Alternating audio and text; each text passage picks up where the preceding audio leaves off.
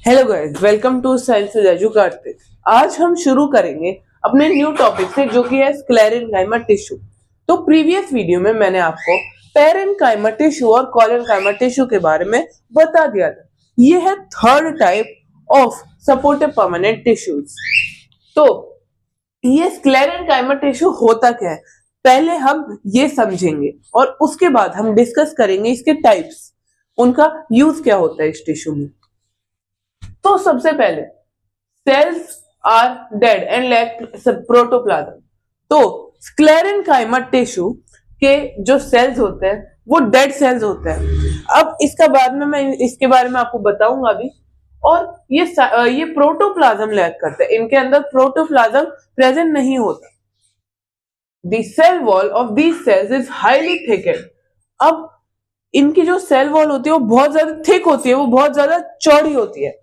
ठीक है, उस पे एक मटेरियल कोटेड होता है जिसे हम बोलते हैं लिग्निन।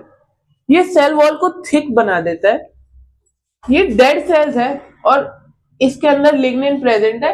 ये पॉइंट आपको याद रखना है, इससे आगे इसके बारे में मैं आपको बताऊंगा। ड्यू टू एक्सेसिव थिकनिंग, क्योंकि ये बहुत ज्यादा थिकन हो जाती है, इट्स कैविटी और ल्यूमेन इज नियरली एब्सेंट। इसकी जो कैविटी होती है या ल्यूमेन यानी होल्स, क्योंकि बहुत ज्यादा थिक होगी तो इसके अंदर वो कैविटी नियरली मिसिंग होती है, मतलब थोड़ी बहुत प्रेजेंट होती है, पर आप मान लो एक टाइप से वो एब्सेंट ही है mostly. The cells of sclerenchyma tissue are tightly packed without any intercellular spaces. अब ये स्क्लेरेनकाइमा टिश्यू, ये इसके अंदर जो सेल्स होते हैं वो बहुत ज्यादा टाइटली पैक्ड होते हैं, उनके बीच में इंटरसेल्युलर स्पेसेस नहीं होती। ओके, अब मेन पॉइंट क्या बताया मैंने आपको, ये डेड होते हैं, हाईली थिकेंड होती है इनकी वॉल, और साथ में अब हम आगे पढ़ेंगे these are dead cells having various sizes and shapes. इनके कई सारी साइजेस भी होते हैं और इनकी कई सारी शेप्स भी हो सकती है। यानी सिंपली से ये पता लग रहा है कि ना ही फिक्स्ड शेप है ना ही फिक्स्ड साइज है। अब पता लगेगा कि इनका यूज क्या बता रहा है। These are found in the veins of leaves, hard covering of seeds and husk of coconut. देखो, इससे हमें क्या पता चला, ये हार्ड करने का काम करता है। जैसे बहुत ज्यादा थिकन वॉल्स है और डेड है, जिस वजह से वो बहुत ज्यादा ऐसे हार्ड हो जाता है। कभी कोकोनट को आप हाथ से तोड़ते हुए देखा आपने, मतलब खुद के अपने हाथों से दम लगा के तोड़ दो, कुछ जो कच्चे होते हैं वो भी नहीं टूटते और जो पक्के होते हैं वो भी नहीं टूटते। इतने हार्ड होते हैं वो कच्चे वाले तो स्पेशली, कि उनको चाकू से तोड़े ना तब भी कई देर लग जाती है उसे तोड़ने के लिए, है ना। अब मैं एग्जाम्पल भी लेके आया हूं। देखो, ये है एक छोटा सा सीड, ये ऊपर जो आउटर कवरिंग है, मैं इसका अंदर का पार्ट निकाल लेता हूं। अब देखो सीड्स की हार्ड कवरिंग, अगर आप इस कवरिंग को देखो तो इजीली, मतलब इसकी आपको साउंड भी सुन सकती है। इसके अंदर ये छोटा सा सीड निकला है जो सॉफ्ट है, मतलब सीड के अंदर वाला जो पार्ट है उसे प्रोटेक्ट करने के लिए उसके ऊपर एक हार्ड कवरिंग भी है। चलो, आई होप ये आपको क्लियर हो गया होगा। स्क्लेरेनकाइमा टिश्यू के बारे में पढ़ लिया हमने। अब इसके टू टाइप्स होते हैं, उन टू टाइप्स को हम अभी डिटेल में समझेंगे।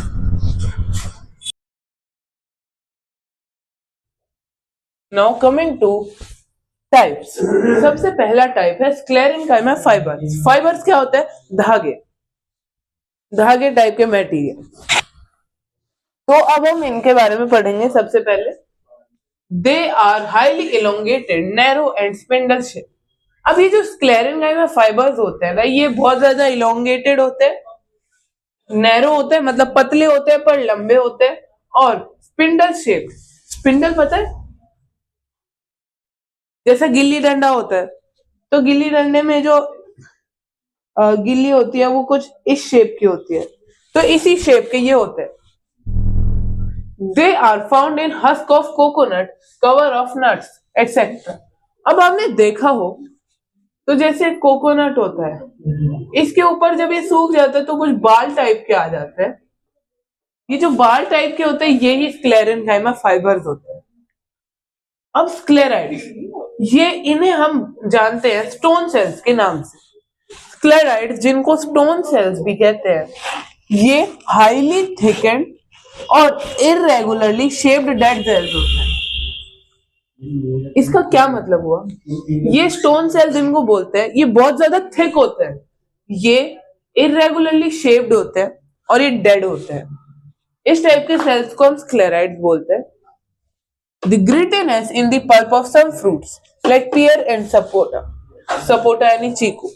अब हम सभी ने एक ना एक बार चीकू, यानी ये तो बहुत कॉमन है पर फिर भी चीकू खाया है, पियर खाया है। इनको खाते टाइम आपने कुछ नोटिस किया हो तो कुछ ऐसे दाना दाना सा फील होता है, खाते टाइम जीभ पे रखते हैं कुछ दाना दाना सा फील होता है, और जब उसको काटते हैं तो छूते हैं जब उसके अंदर वाले पल्प को, तो थोड़ा इरेगुलर सा ऐसे लगता है जैसे उसमें कई सारे दाने हो।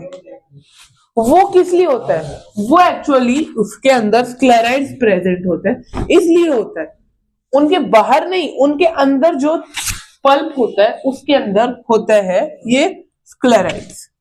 अब द ग्रीटीनेस, ये तो हो गया, चलो। The main function of it is to provide mechanical support, rigidity and hard.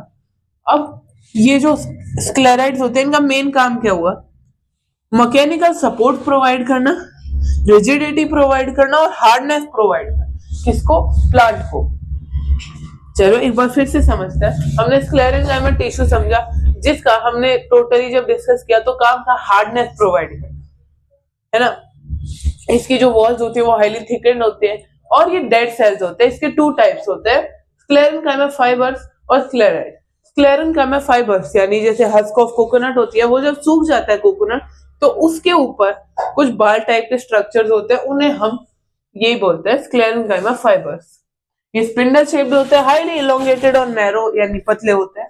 और स्क्लेराइड्स दूसरा टाइप जिसे हम स्टोन सेल्स भी बोलते हैं, ये हाईली थिकन होते हैं और ये इरेगुलरली शेप्ड भी होते हैं, इनकी कोई फिक्स शेप नहीं होती, ये डेड सेल्स होते हैं। ये इसका एग्जांपल है, जैसे हम कभी भी चीकू खाते हैं या फिर पियर खाते हैं तो उसके अंदर पल्प थोड़ा इरेगुलर सा लगता है, वो इनकी वजह से लगता है। और इसका मेन काम है मैकेनिकल सपोर्ट, रिजिडिटी और हार्डनेस प्रोवाइड करना प्लांट को।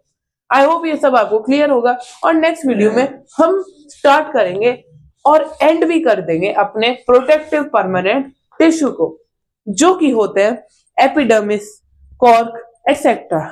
And see you in the next video. Stay connected. Till then, bye bye.